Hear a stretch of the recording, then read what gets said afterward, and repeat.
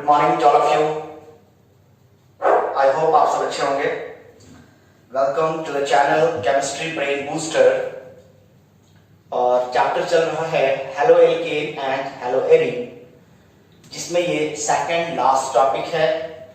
अभी हमारा चल रहा है chemical properties of halo alkane.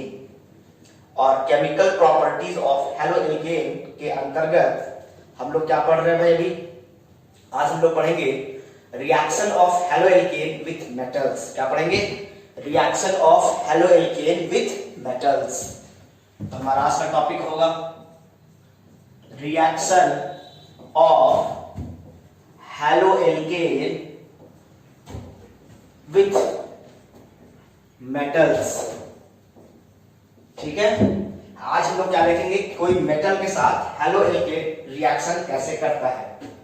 सबसे पहले एक बात समझिए कि जो हेलो एल्केन होता है वो एक ऑर्गेनिक कंपाउंड होता है, तभी तो हम उसको ऑर्गेनिक केमिस्ट्री में पढ़ते हैं। ऑर्गेनिक केमिस्ट्री में किसके बारे में पढ़ते हैं? ऑर्गेनिक कंपाउंड्स के बारे में पढ़ते हैं। और हेलो एल्केन क्या है? एक ऑर्गेनिक कंपाउंड है। यानी जब कोई ऑर्गेनिक कंपाउंड मेटल के साथ रिएक्शन करेगा, ऑर्गेनिक कंपाउंड मेटल के साथ रिएक्शन करेगा, तो प्रोडक्ट क्या बनाएगा? तो उस प्रोडक्ट को क्या बोलेंगे? Organo metallic compound. क्या कहेंगे बच्चों? Organo metallic, METALLIC, organo metallic compound बोलेंगे। ऑर्गेनो मेटालिक कंपाउंड किसको बोलेंगे? जब हेलो एल्केन यानी कि कोई ऑर्गेनिक कंपाउंड मेटल के साथ रिएक्शन करेगा तो उसको क्या बोलेंगे? ऑर्गेनो मेटालिक कंपाउंड बोलेंगे। ठीक है, अब सवाल आता है कैसे मेटल्स हेलो एल्केन के साथ रिएक्शन करेंगे, किस प्रकार के मेटल? तो ग्रुप 1 के एलिमेंट जैसे कि सोडियम के साथ रिएक्शन करवाएंगे, या ग्रुप 2 में जैसे कि मान लीजिए कि मैग्नीशियम से करवाएंगे, जिंक से करवाएंगे और भी मेटल के साथ। लेकिन हम लोग आज की क्लास में सोडियम, जिंक और मैग्नीशियम, ये तीन ही एलिमेंट के साथ हेलो एल्केन का रिएक्शन करवाएंगे। इसके बाद एक और टॉपिक बच जाएगा जो हम लोग लास्ट क्लास में देखेंगे। अगर आज की क्लास में इसको देखेंगे तो क्या होगा, वीडियो थोड़ा लेंथी हो जाएगा, फिर आपको थोड़ी दिक्कत होगी, मुझे भी दिक्कत होगी। तो इसलिए क्या करेंगे, उसको 2 भाग में डिवाइड करके पढ़ेंगे। आज का हमारा क्लास है chemical properties of haloalkane, और chemical properties of haloalkane में हम लोग क्या देखेंगे आज? Reaction of haloalkane with metals. ठीक है, चले आप स्टार्ट करें। इजाजत है? तैयार है आप लोग? नेटवर्क ठीक है? चलिए, सबसे पहले हम बात करते हैं reaction of halo alkane, reaction of haloalkane with metal. एक मेटल लेते हैं सोडियम। कौन सा मेटल लेते हैं? सोडियम। सोडियम को हम बोलते हैं, यहाँ पे हम 3 मेटल से रिएक्शन करवाएंगे। सोडियम के साथ करवाएंगे, जिंक के साथ करवाएंगे और मैग्नीशियम के साथ करवाएंगे।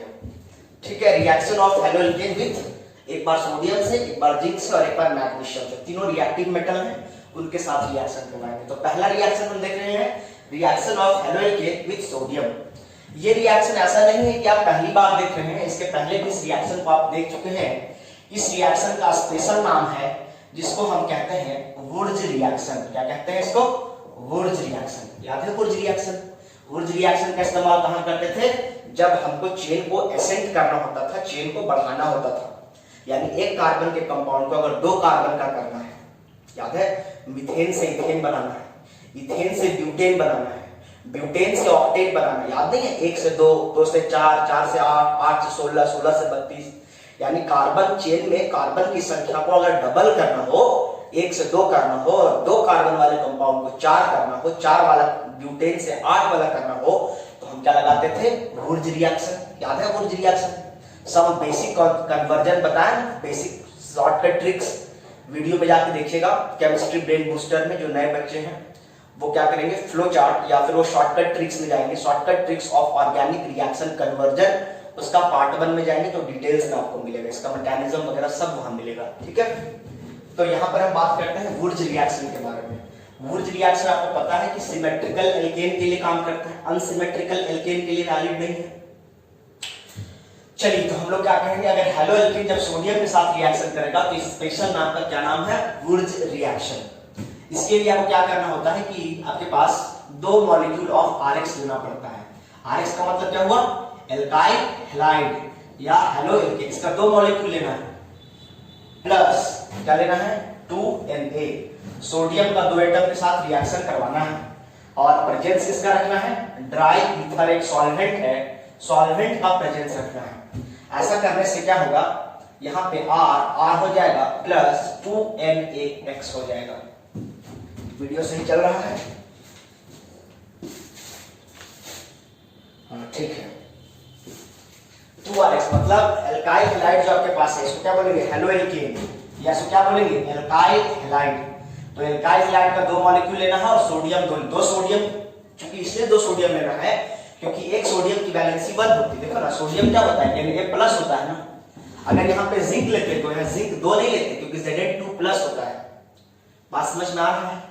उसी प्रकार मैग्नीशियम लेते तो मैग्नीशियम को भी 2 लेने की जरूरत नहीं थी, यहाँ 2 ले रहे हैं क्योंकि सोडियम है, क्योंकि सोडियम की वैलेंसी 1 होती है, +1 इसके पास चार्ज होता है, इसीलिए 2 सोडियम लेना पड़ रहा है और इस कारण से ये क्या कर रहे हैं 2RX ले रहे हैं।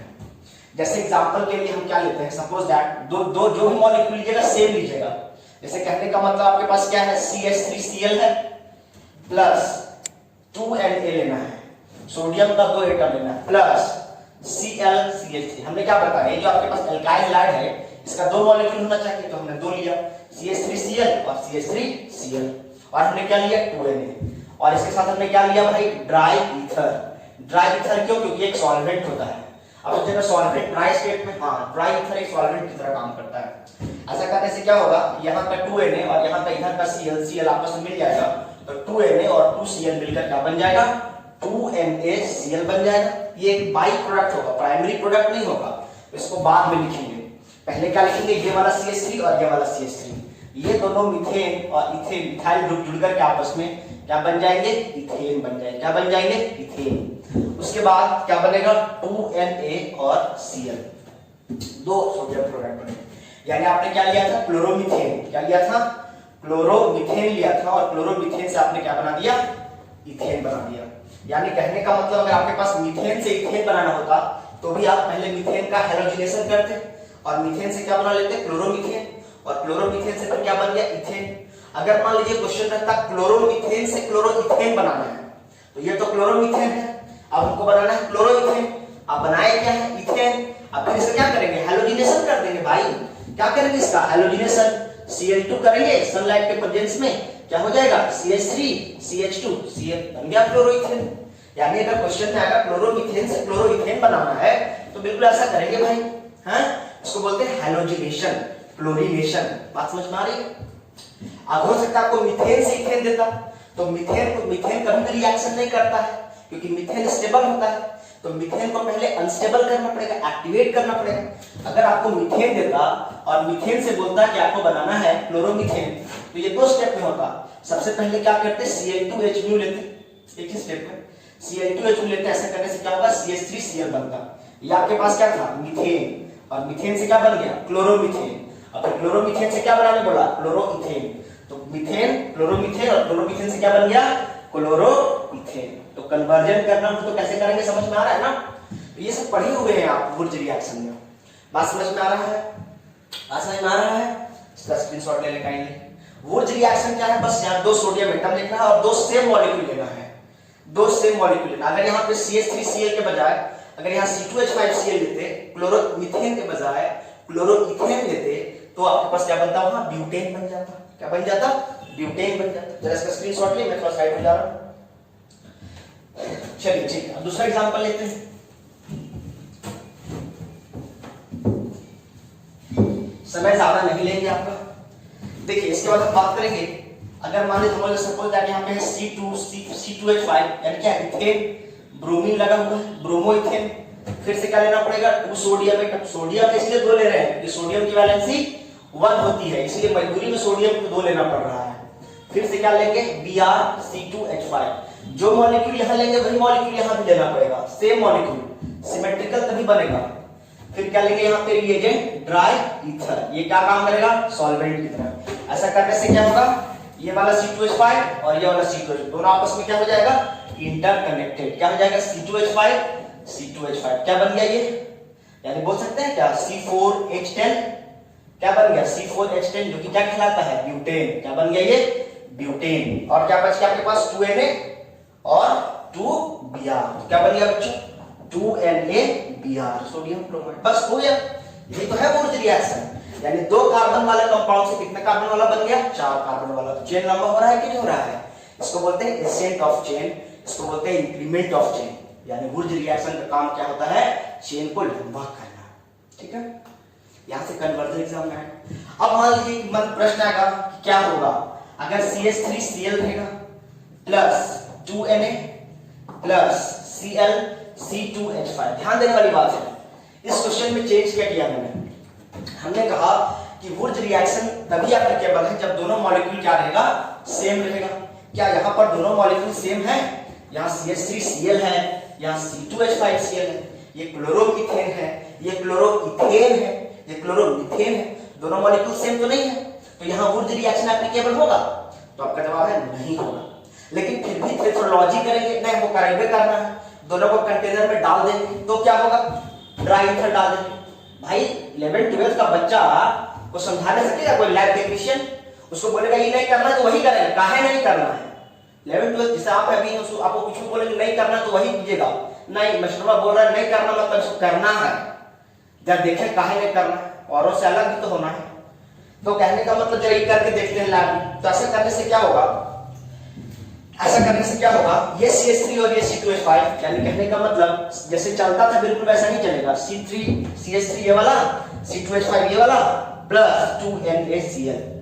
अब बोलेंगे सर बन तो गया, आपको बोले थे नहीं बनाने के लिए, देखिए बना लिए, हम तो आपसे ज्यादा तेज हैं। बिल्कुल सही बात है, बच्चे तेज होते हैं, इसमें कोई शक नहीं है। लेकिन प्रॉब्लम क्या आएगा बच्चों, ये वाला बहुत कम बनेगा, ये वाला क्या बनेगा बहुत कम बनेगा, लीस्ट प्रोडक्ट बनेगा, बहुत कम बनेगा। और साथ साथ क्या बनेगा यहाँ पर मिक्सचर ऑफ प्रोडक्ट तैयार होगा। क्या होगा मिक्सचर ऑफ प्रोडक्ट तैयार हो। सिर्फ यही नहीं बनेगा, अगर इनको आपस में रिएक्शन करवाइएगा तो सिर्फ ये तो बनेगा लेकिन ये बहुत कम बनेगा, ना के बाद दूसरा चीज बन जाएगा। क्या बनेगा देखिए संभावनाएं क्या क्या है, पॉसिबिलिटीज क्या क्या है। जिस कंटेनर में आप इसको और इसको डालिएगा तो क्या इसका एक ही मॉलिक्यूल डालिएगा भाई 10 ग्राम डालिएगा 5 ग्राम डालिएगा तो क्या 5 ग्राम में एक ही मॉलिक्यूल रहेगा क्लोरोमीथेन का और एक ही मॉलिक्यूल रहेगा क्लोरोइथेन का, नहीं ना, बहुत सारे मॉलिक्यूल होंगे छोटे से कंटेनर में 5-5 ग्राम अगर दोनों को लेंगे तो कहने का मतलब इसके बहुत सारे मॉलिक्यूल होंगे और इसके बहुत सारे मॉलिक्यूल होंगे, तो 2 और संभावनाएं निकलकर सामने आती हैं। वो 2 और संभावनाएं क्या है हो सकता है, पॉसिबिलिटीज क्या क्या है भाई, पॉसिबिलिटी अराइजेस, क्या क्या पॉसिबिलिटी हो सकती है भाई, हो सकता है कि इसी का 2 मॉलिक्यूल आपस में रिएक्ट कर जाए, 2CH3Cl प्लस 2Na जो डाले थे उसके साथ रिएक्शन करा के क्या बन जाए CH3 प्लस 2NaCl बन जाए। एक दूसरा पॉसिबिलिटी क्या हो सकता है भाई, हो सकता है कि इसके 2 मॉलिक्यूल आपस में कंबाइन कर लें। दूसरा केस क्या हो सकता है 2 molecule of C2H5Cl plus 2Na आपस में रिएक्ट करेंगे और ये क्या बना देंगे C2H5 प्लस 2NaCl। यानी कहने का मतलब ये तो बनेगा ही बनेगा लेकिन ये बहुत कम बनेगा, लेकिन ये वाला जो प्रोडक्ट है, ये वाला जो प्रोडक्ट है इसके कंपैरिजन में ये दोनों बहुत ज्यादा बनेंगे। अगर ये 90 बनेगा तो ये 5 बनेगा। बात समझ में आ रहा है क्यों ऐसा होगा भाई, क्योंकि ये जो होता है वुर्ज रिएक्शन जो होता है, Wurtz reaction is applicable only for symmetrical alkene, यानी अनसिमेट्रिकल एल्कीन में अनसिमेट्रिकल अनसिमेट्रिकल का मतलब क्या है बराबर नहीं है। जैसे कहने का मतलब ये है यहां पर बराबर नहीं है, ये दोनों मॉलिक्यूल क्या है, ये एक अलग है ये एक अलग है, दोनों सिमेट्रिक तो नहीं है, तो ये 1 और ये 2 क्या हो गया 3। हमेशा 2 होना चाहिए, 4 होना चाहिए, 8 होना चाहिए, 16 होना चाहिए, उसको बोलेंगे सिमेट्रिकल एल्कीन। बॉन्ड के दोनों तरफ कार्बन की संख्या बराबर, तो बॉन्ड के इधर 1 कार्बन इसके इधर 2 कार्बन, सिमेट्रिकल कहां है ये तो अनसिमेट्रिकल हो गया ना। तो अनसिमेट्रिकल एल्केन के लिए वुर्ज रिएक्शन एप्लीकेबल नहीं होता है। क्यों नहीं होता है पूछेगा एग्जाम में, मेट्रोलॉजी क्वेश्चन पूछेगा कि वुर्ज रिएक्शन जो होता है ये जवाब है not applicable for unsymmetrical alkene, not applicable for unsymmetrical alkene. अरे भैया ये तो पाकिस्तानों का बच्चा जानता है, ये तो पाकिस्तान का बच्चा भी जानता है कि not applicable for unsymmetrical alkene. क्यों, व्हाई? तो आपको जवाब देना है because it produces mixture of products, it produces mixture of products, मतलब आपको जो बनाना है वो नहीं बन करके और बहुत सारे मिक्सचर ऑफ प्रोडक्ट देता है, ठीक है, because it produce mixture of products. बताया ना क्या क्या प्रोडक्ट दे सकता है। सो अभी क्या बताया मैंने आपको, ये भी दे रहा है, ये भी दे रहा है, ये भी दे रहा है, आपको चाहिए था सिर्फ ये, लेकिन मिलना चाहिए था सिर्फ ये नियम के हिसाब से, लेकिन ये भी मिल रहा है, ये भी मिल रहा है, ये भी मिल रहा है, तो क्या दे रहा है, मिक्सचर ऑफ प्रोडक्ट दे रहा है, इसीलिए ये एप्लीकेबल नहीं है अनसिमेट्रिकल एल्केन के लिए, because it produce mixture of products. इसका स्क्रीनशॉट ले लें आप लोग।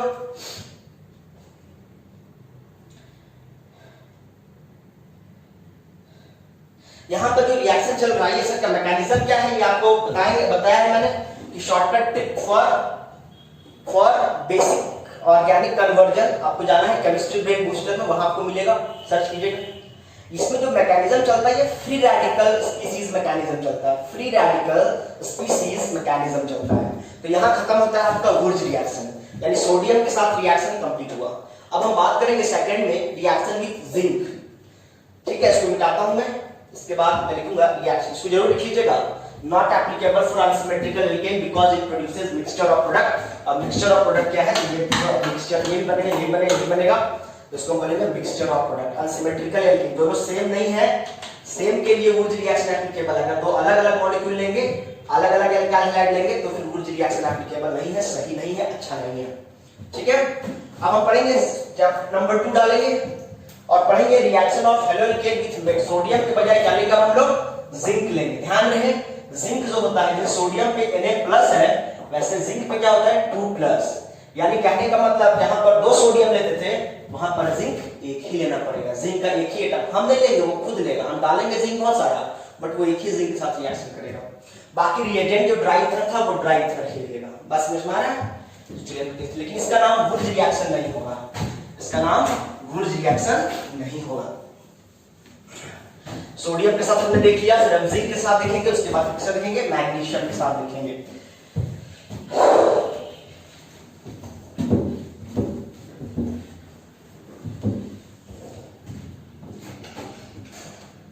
इसको बोलते हैं, इसका भी एक स्पेशल, जैसे उसका नाम वुर्ज रिएक्शन है वैसे इसका भी नाम है फ्रैंक लैंड रिएक्शन।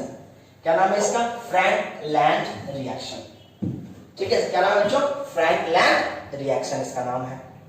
यहां पर भी कुछ वैसा ही करना है, CH3 Cl लेते थे प्लस यहां 2Na लेते थे, अब यहां पे क्या लेंगे, सिर्फ एक जिंक लेंगे, फिर से Cl लेंगे और क्या लेंगे, CH3। ऐसा करने से क्या होगा, Cl और Zn क्या बन जाएगा, ये ड्राई ईथर लेंगे यहां पर, और ड्राई ईथर लेने से क्या बनेगा, बोलो बच्चों क्या बनेगा, CH3 और CH3 प्लस क्या हो जाएगा, ZnCl2 हो जाएगा।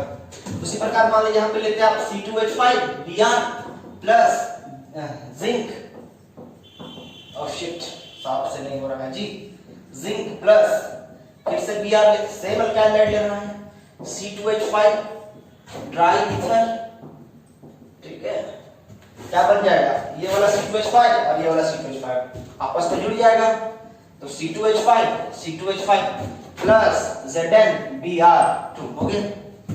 उसी प्रकार मान लीजिए यहाँ पे इथाइल वाला लेते हैं और यहाँ मिथाइल वाला लेते हैं, ऐसा भी ले सकते हैं आप, CH3Br plus Zn plus Br C2H5, ये एक अलग एल्काइल हाइड है, ये एक अलग एल्काइल हाइड है, कोई दिक्कत नहीं है, आपस में जुड़ेगा, ड्राई ईथर ही लेंगे, क्या हो जाएगा, CH3 C2H5 प्लस ZnBr2। यहाँ पे सिमेट्रिकल अनसिमेट्रिकल कोई इशू नहीं है, that is called Frank land reaction. Zinc के साथ एक ही जिंक क्यों ले रहे हैं समझ में आया, सोडियम में 2 सोडियम क्यों लेते हैं समझ में आया, क्योंकि जिंक की वैलेंसी 2+ है, सोडियम की वैलेंसी +1 था, 2 पूरा करने के लिए 2 लेना पड़ता था, ठीक है। बस यही है आपका रिएक्शन ऑफ हेलोरिकेन विद जिंक। इस कंपाउंड क्या बोलेंगे, ऑर्गेनोमेटालिक कंपाउंड, क्या बोलेंगे इसको, ऑर्गेनोमेटालिक कंपाउंड। आगे चले, तीसरा नंबर डालते हैं, रिएक्शन ऑफ हेलोरिकेन विद जिंक के बजाय क्या, इसको मैं साइड में जा रहा हूं, थोड़ा लिख लेना। अब हम चले जा रहे हैं रिएक्शन ऑफ विद मैग्नीशियम। देखिए मैग्नीशियम जो है इसमें भी 2+ होता है, Mg2+ होता है ना, Mg3+, Mg2+। तो कहने का मतलब जैसे जिंक एक लेते थे वैसे तरह से मैग्नीशियम भी कितना लेंगे, एक ही लेंगे, क्योंकि Mg+, Mg2+ है, मतलब एक अकेला मैग्नीशियम पर्याप्त है, एफिशिएंट है, एनफ है। इसका नाम फ्रैंकलाइन रिएक्शन था जिंक के साथ, लेकिन अगर मैग्नीशियम के साथ करेंगे तो इसका नाम बदल जाएगा। हमने क्या पढ़ा, पहले पढ़ा वुर्ज रिएक्शन, फिर हमने पढ़ा फ्रैंकलाइन रिएक्शन, अब हम पढ़ने जा रहे हैं ग्रिग्नार्ड रिएजेंट। बहुत इंपॉर्टेंट, बहुत इंपॉर्टेंट, जबरदस्त एग्जाम में पूछा गया इसको। ओके, आते हैं अब ग्रिग्नार्ड रिएजेंट। कौन सा ये भैया? ग्रिग्नार्ड। बड़ा अजीबोगरीब नाम है नहीं, बट सुनते सुनते आप फैमिलियर हो जाएंगे और आपको फिर अच्छा लगने लगेगा। हम लोग मंगरा, बुधवा, सोमरा, दिखैया, एतवारवा, इस सबसे फैमिलियर तो समझ में आता है। इग्नार्ड, ग्रिग्नार्ड, विलियमसन, कोरेहाउस, वुर्ज, रामर-टैमन, है ना, ये सब थोड़ा सा दिक्कत करता है, कोई बात नहीं, ठीक है। ग्रिग्नार्ड रिएजेंट, इसमें क्या होता है एक्चुअली देखिएगा, ठीक है। हम लोग क्या कर रहे हैं, Grignard reagent reaction of haloalkane with magnesium. यहाँ पर हम हैलोएल्केन का रिएक्शन करवा रहे हैं मेटल के साथ। मेटल क्या है यहाँ पर? मैग्नीशियम है। तो उसके साथ जब रिएक्शन करवाएंगे तो क्या होगा भाई? आपके पास मान लीजिए आपके पास क्या है, RX है, एल्काइल हैलाइड, ठीक है, प्लस क्या आपके पास है, मैग्नीशियम है। रिएजेंट सेम रहेगा, तीनों में आपने देखा होगा रिएजेंट सेम है, ड्राई ईथर यहाँ भी है। ऐसा करने से क्या होगा, RMgX। ये क्या है आपके पास, एल्काइल हैलाइड। इसका मैकेनिज्म भी कराएंगे, घबराना नहीं है। ये एल्काइल हैलाइड है, ये मैग्नीशियम है, ये क्या बन गया, एल्काइल मैग्नीशियम हैलाइड। क्या बन गया, एल्काइल मैग्नीशियम हैलाइड। बस कैसे मैकेनिज्म कराएंगे, घबरा मत तुम, अभी समझाएंगे कैसे होगा। बस खाली समझो RX प्लस Mg रहेगा, तो R के साथ Mg को जोड़ देना है और Mg के साथ X को जोड़ देना है। कैसे हो रहा है बताएंगे मैकेनिज्म। इस एग्जांपल लिया आपके पास, क्या आपके पास CH3Br प्लस मैग्नीशियम है, आपने क्या लेना है, ड्राई ईथर, और कुछ नहीं लेना है। ऐसा करने से क्या होगा, ड्राई ईथर यहाँ पर सॉल्वेंट की तरह काम करेगा। ये जो ग्रिग्नार्ड रिएजेंट, इसी को बोलते हैं ग्रिग्नार्ड रिएजेंट। और ये जो ग्रिग्नार्ड रिएजेंट होता है, ये क्या होता है, अनस्टेबल होता है। क्या होता है, अनस्टेबल होता है। अगर यहाँ पर ड्राई ईथर नहीं लेंगे तो रिएक्शन क्या हो जाएगा, रिवर्सिबल हो जाएगा। ये एक अनस्टेबल प्रोडक्ट है। अगर यहाँ ड्राई ईथर नहीं लीजिएगा तो ये वापस टूट करके फिर से जैसा था वैसा ही हो जाएगा। तो ड्राई ईथर इसको सॉल्व, ये जो बना है इंटरमीडिएट स्टेज बना है, इसको थोड़ी देर के लिए रोक कर स्टेबल बनाकर रखता है। ये अनस्टेबल है, क्यों अनस्टेबल है, क्योंकि इस पे डेल्टा पॉजिटिव और डेल्टा नेगेटिव आता है। तो ये क्या होता है, ये आयनिक है, ये हाईली अनस्टेबल होता है। जैसे डाइजोनियम सॉल्ट होता है वैसे ये एक सॉल्ट है। तो कहने का मतलब ये अनस्टेबल होता है, तो चूंकि इसको थोड़ा देर के लिए इसको स्टोर करके हम रख सकें, इसीलिए इस पर ड्राई ईथर डालते हैं। ड्राई ईथर अगर नहीं डालेंगे तो ये रिएक्शन क्या हो जाएगा, रिवर्सिबल हो जाएगा और ये ग्रिग्नार्ड रिएजेंट टूटकर फिर से एल्काइल हैलाइड अलग और मैग्नीशियम अलग हो जाएगा। तो ड्राई ईथर एक्चुअली में क्या होता है, देखिए ईथर की पहचान आप जानते हैं, ईथर ऐसा होता है, इस पे जो लोन पेयर होता है ना ऑक्सीजन पे, और ये मैग्नीशियम में जो इलेक्ट्रॉन की जो कमी है, इस कमी को क्या करता है, ये पूरा कर देता है ईथर। ईथर कैसे सस्टेनेबल बनाता है समझ में आया? हमने बताया कि ड्राई ईथर नहीं डालिएगा तो ये रिएक्शन तुरंत ये वाला प्रोडक्ट अनस्टेबल है, टूट जाए, खत्म हो जाएगा। जैसा है उसको थोड़ी देर तक टिकाए रखने के लिए ड्राई ईथर डालते हैं, क्योंकि ड्राई ईथर के पास ऑक्सीजन जो होता है, इसके पास लोन पेयर होता है और इसके पास इलेक्ट्रॉन डेंसिटी ज्यादा है। तो चूंकि मैग्नीशियम के पास इलेक्ट्रॉन की जो कमी है, उस कमी को ये अपना ऑक्सीजन जो है वो अपना इलेक्ट्रॉन दे करके और इसको थाम के रखता है, थाम के रखता है। इसे कहने के बाद छोटा बच्चा जो है उसकी माँ कहीं चली गई है तो छोटा बच्चा कहेगा नहीं मम्मी पास जाएंगे, मम्मी कुछ उसको अच्छा नहीं लगेगा, सब कुछ उसको क्या लगेगा, उसको मम्मी मम्मी मम्मी से उसको आपको समझ में नहीं आएगा।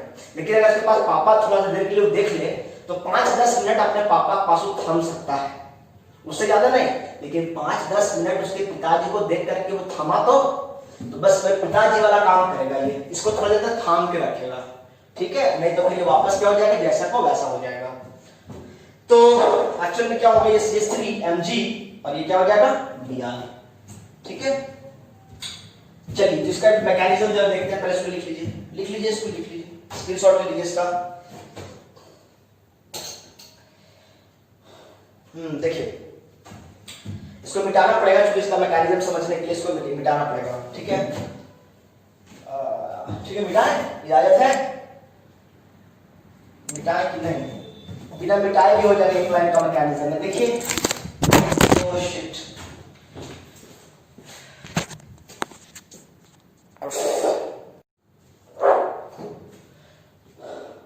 चलिए देखते हैं आगे। फोन स्लाइड से गिर गया था जी, स्टैंड से, सॉरी।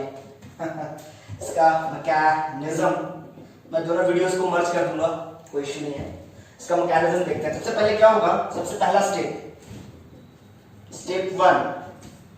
पहला स्टेप में क्या होगा, मैग्नीशियम जनरली 2 इलेक्ट्रॉन लूज करता है, लेकिन यहां पर मैग्नीशियम क्या करेगा, एक ही इलेक्ट्रॉन लूज करेगा, Mg प्लस इलेक्ट्रॉन।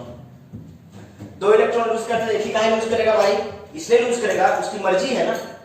मैकेनिज्म क्या है, मैकेनिज्म तो एक मनगढ़ंत कहानी है ना, हम अपने मर्जी से ये रिएक्शन कैसे करता है थोड़ा ना हम लोग जानते हैं, देखते हैं, बट हम लोग ऐसा समझते हैं कि ऐसा रिएक्शन होता है। एक मैकेनिज्म का मतलब एक मनगढ़ंत कहानी सुना रहे हैं आपको, ऐसा होता होगा लॉजिक के हिसाब, साइंटिफिक रीजन देते हैं। तो मैग्नीशियम सबसे पहले रिएक्शन हुआ, अब इसका मैकेनिज्म ढूंढ के आपको समझा रहा क्या हुआ होगा। इसको आप एक कहानी समझिए कि मैग्नीशियम जो है, मैग्नीशियम वैसे तो 2 इलेक्ट्रॉन लूज करने की टेंडेंसी रखता है, बट मैग्नीशियम यहाँ पे क्या करेगा, एक्चुअली क्या है मैग्नीशियम के पास, अरे मेरे भाई 2 8 तो 12 होता है ना, तो 1 इलेक्ट्रॉन लूज कर कितना हो गया, 2 8 1 हुआ कि नहीं सर कॉन्फिगरेशन, 12 से कितना हो गया 11। इसके आउटर मोस्ट शेल में भी 1 इलेक्ट्रॉन है, तो 1 इलेक्ट्रॉन बचा हुआ है, पहले 2 था, 1 दे दिया, तो 1 बचा हुआ है इसके पास, बचा है।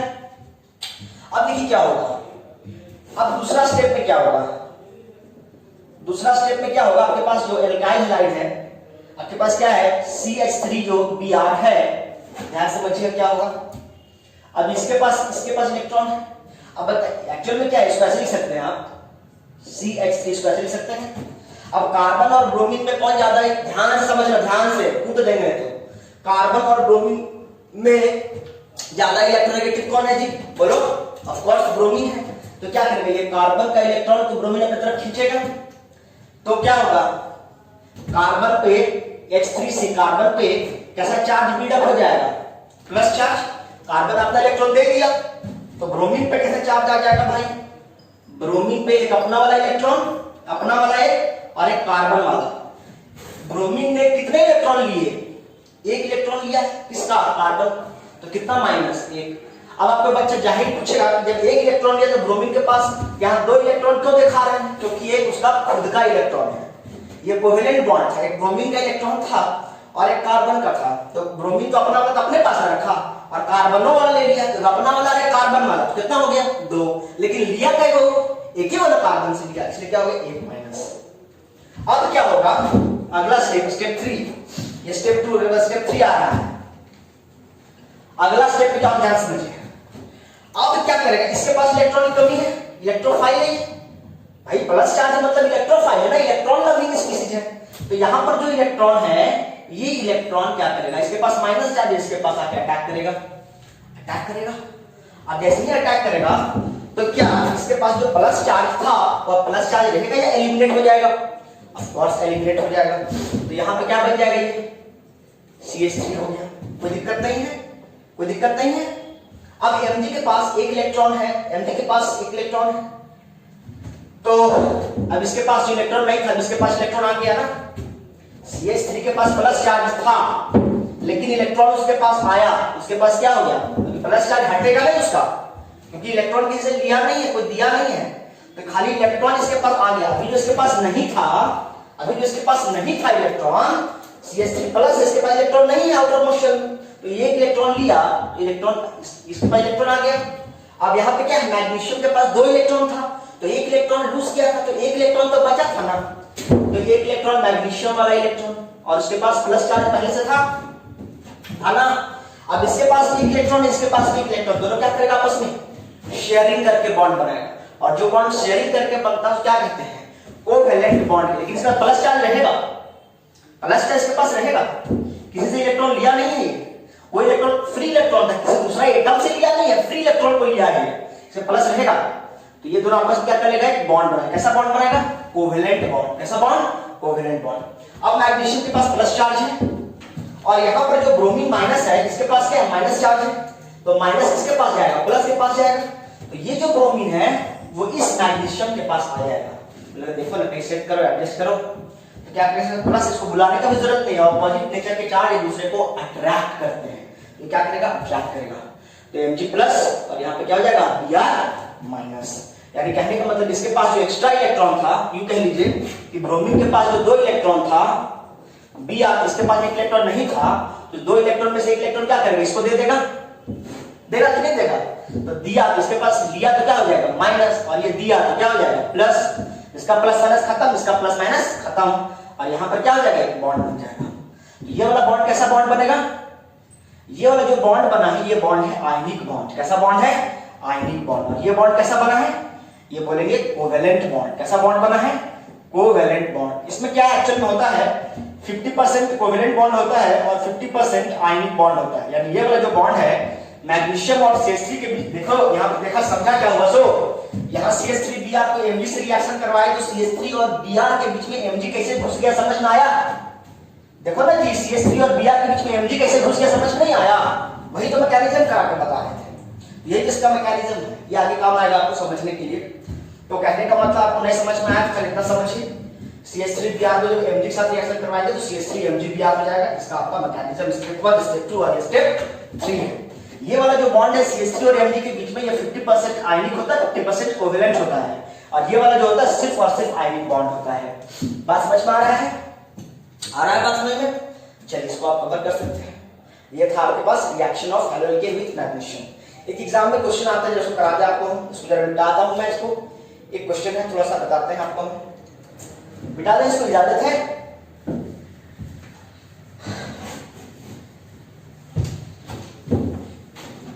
किसी के मन में कोई डाउट होगा तो कमेंट करेगा। एक्चुअली मैं बहुत मेहनत से समझा रहा हूं आपको, तो आप लोग को वीडियो अच्छा लगता है तो काइंडली लाइक कर दिया करिए, मुझे भी थोड़ा सा मोटिवेशन मिलेगा कि हाँ बच्चों को समझ में आता है।